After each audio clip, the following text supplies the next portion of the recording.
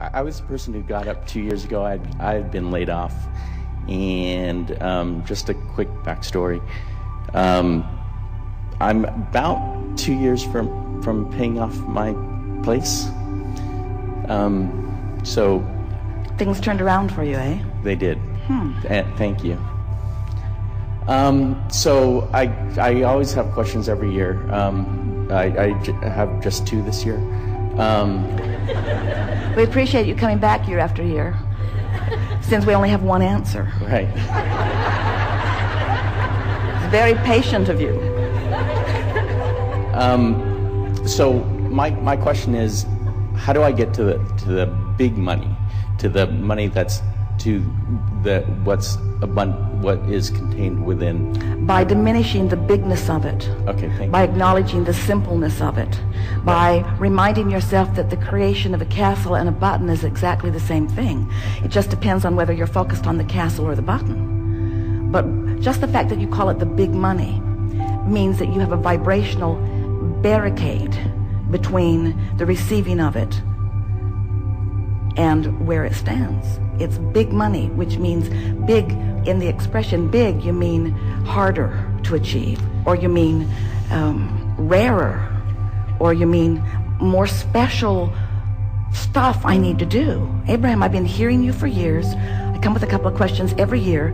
You gave me the same answer, but I need a different answer this year because I want the big money, not just the money. I was laid off, and I admit now I'm not laid off. And that consistent smaller money has been coming, and I like it. Don't get me wrong, I like it just fine. I like it, but I really want that hard to get stuff. I really want to get that stuff that hardly anybody gets. I want that really hard to get stuff. So could we have a more private meeting where you where you don't tell us how to get the simple stuff, but where you tell us how to get the big stuff? So let's go behind the curtain. And right. we'll whisper in your ear. If you want the big. Right. We are making fun of you. We are. We're making fun of the idea that big things are more difficult to create. Big things are easier to create because you think about them more. Big things are easier to create because there's more life stream going to them. There's more attention from non-physical on them. But what trips you up in the big is that in the acknowledging that it's a big thing, you've got a bigger resistance. So you've just got to find a way of softening that resistance. What's big money anyway? Where you essentially can wake up and do whatever you particularly want to do in a given day. But here's the thing. If you can hear this, then you're off and running. If you can wake up every morning and think the thoughts you want to think, then nothing can keep you from anything. But if you're waking up and your thoughts are contained by the manifestation, then you can't move on where you are. So then I feel pretty close, because I feel as if, to make I've been called up every year, and I kind of do it. Yeah, what's up with that? But I know how I do it, and I know how. So I'm pretty good at visualizing, and so that's my assumption of how I get pretty much what the things that I get.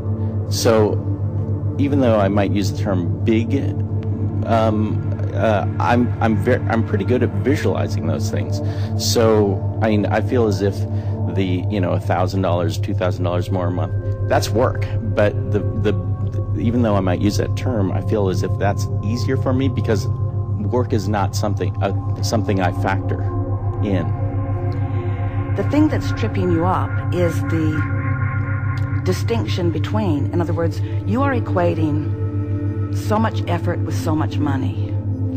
And so that's what you meant a little bit when you were saying, I know that I can do the work. I know that I can do the hard work. For an incremental amount, but I feel as if... Because I am limited by the amount of effort that I can offer. In other words, if I'm thinking in terms of dollars for effort, then I can only offer so much effort. There are so many hours in a day, and there are only so many people willing to pay me equivalency for what I'm offering. Right. So you have to stop looking at your earning in terms of equivalency for effort and begin looking at your receiving. Let's change the word earning to receiving. And let's change effort to vibration, to personal vibrational offering. Can you hear the difference? Because if it's about earning an effort, then you're right. You're limited to how much you can do. You're limited to how many things you can accomplish, or to how many people that you can convince about the value of what you're offering. But when you understand that it's not about earning, it's about receiving. And it's not about effort, it's about vibration. So it's not about doing, it's about thinking. And it's not even so much about being aware of your thought as it is being aware of how you feel when you think the thought. Now you've got the formula. Right. And so I feel as if I'm kind of there, because for, it's the incorrect term, for the big things, I do that. I don't factor work or effort into it. Explain more. Because, like, for me, my belief is that to, make an incremental amount more a month, like $1,000, $2,000 more, that is work. I know how to do that.